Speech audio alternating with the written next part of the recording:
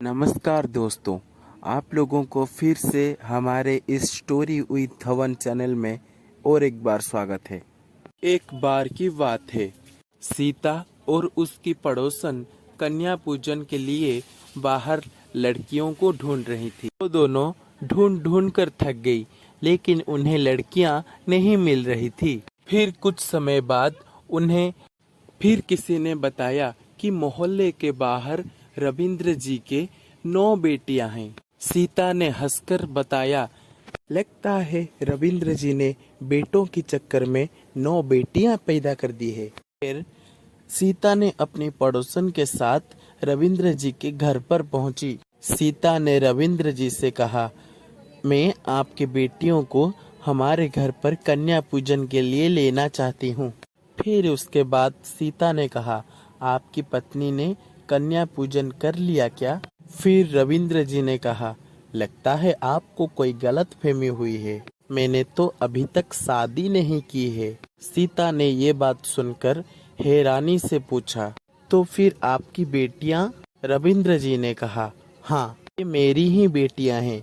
न जाने मैं इनको कहां कहां से उठाया है, किसी को मंदिर तो किसी को मस्जिद तो और किसी को अस्पताल के बाहर से उठाया है। इनके माँ बाप हिमानियत के सारे हद पार करके इनको मरने के लिए बाहर छोड़ कर गए थे। मेरी ये सबसे दोनों छोटी बेटियों को तो मैं कूड़ेदान से उठाकर लाया हूँ। पता नहीं वो कितने निर्दयी माँ बाप होंगे जिनको अपने ही बेटियों के ऊपर दया नहीं आती होगी। मेरी और एक बेटी जो थोड़ी लंगड़ा कर चलती है, उसे तो मैंने तालाब के पास से उठाया था। मैंने देखा कि एक गाड़ी तालाब के पास आई और एक बैग को छोड़कर वहां से जल्दी से चली गई। न जाने किस बात की जल्दी थी उन्हें। उस बैग को देखकर मेरे मन में पता नहीं उस दिन थोड़ा लालच आ गया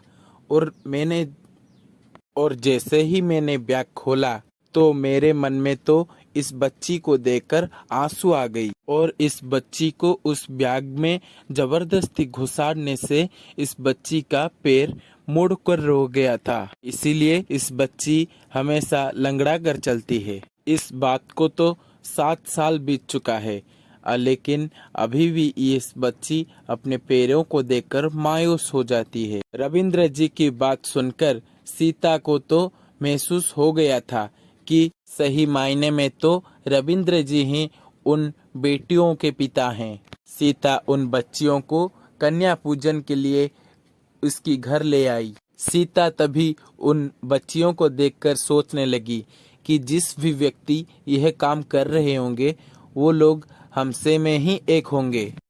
वो सोचती है कि पता नहीं क्यों लोग अपनी बेटियों को मारकर दूसरों की बेटी को लाकर कन्या पूजन करती हैं। जो लोग अपने बेटियों को मार देते होंगे वो लोग क्या इसी तरह कन्या पूजन करते होंगे इस नवरात्रि में? दोस्तों, आज की कहानी का अंत एक शिक्षा के साथ करते हैं। जैसे नवरात्र में हम देवी माँ की और कन्याओं की पूजा करते हैं, उसी तरह हमारे घर की और समाज की सारी बेटियों का रक्षा करें और उन बेटियों को सुरक्षित रखें।